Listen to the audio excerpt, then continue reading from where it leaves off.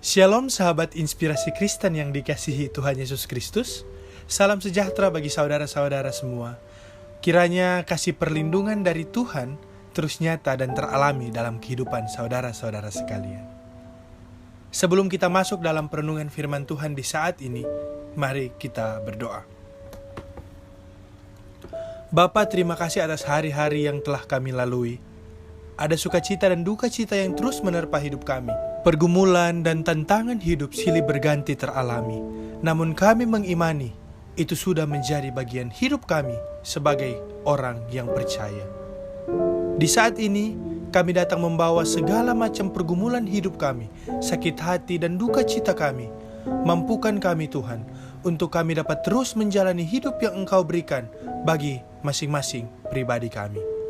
Bapa, di saat ini kami rindu akan kebenaran firman-Mu. Tutup bungkus kami dengan kuasa Roh Kudus-Mu, agar kami mampu memahami dan mengerti akan firman-Mu. Maka terpujilah nama-Mu Tuhan Yesus Kristus, kini dan sepanjang zaman. Amin.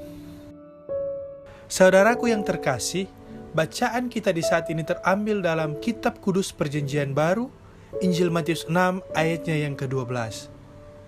Tertulis, dan ampunilah kami akan kesalahan kami, seperti kami juga mengampuni orang yang bersalah kepada kami.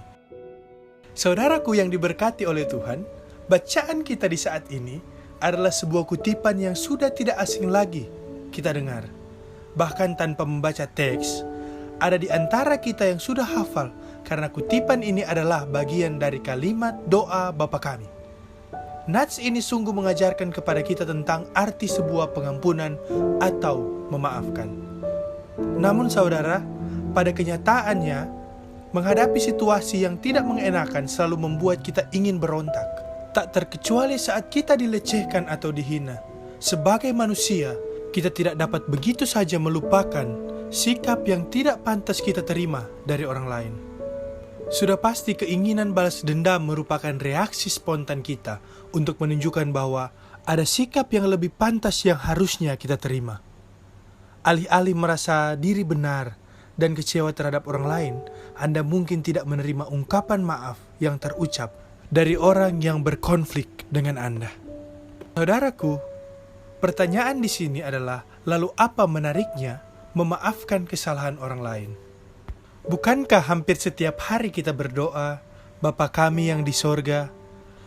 Dan bagaimana kita begitu bisa percaya diri dalam mengungkapkan, ampunilah kesalahan kami, seperti kami pun mengampuni orang yang bersalah kepada kami? Memaafkan atau mengampuni memang tidaklah mudah. Namun dengan melakukannya, saudara telah melakukan teladan Kristus. Karena sebagaimana Tuhan telah mengampuni dosa-dosa kita, hendaknya kita juga belajar bahwa buah dari pengampunan adalah kehidupan yang lebih sempurna dalam iman, harap, dan kasih.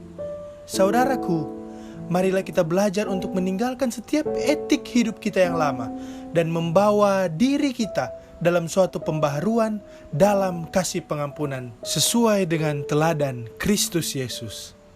Tuhan memberkati kita dan selamat mengampuni. Terpujilah Kristus. Amin. Mari kita bersekutu dalam doa.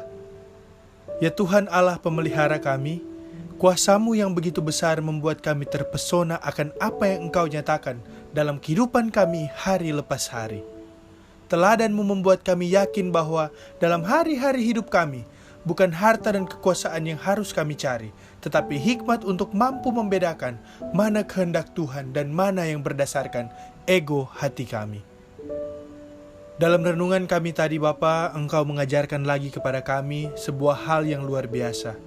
Sebuah perilaku hidup yang mampu mengubah keadaan orang lain bahkan dunia. Yaitu bagaimana kami mampu untuk terus mengampuni orang yang bersalah kepada kami. Maka dari itu mampukanlah kami ya Bapa, bila mana dalam hati kami begitu berat untuk memberikan pengampunan. Curahkan Roh-Mu atas kami untuk dapat mengampuni. Karena kami tahu Engkau yang terlebih dahulu mengampuni kami dari dosa-dosa dan pelanggaran kami. Terima kasih Tuhan untuk pengampunan Engkau berikan. Segala tugas dan tanggung jawab dalam hidup kami pada hari ini, esok dan seterusnya, hanya kami mau taruhkan dalam tangan-Mu yang penuh kasih. Di dalam nama Tuhan Yesus yang mati demi mengampuni dosa-dosa kami berdoa. Amin. Tuhan Yesus memberkati saudara-saudara, dan sampai bertemu pada renungan kami selanjutnya. Shalom.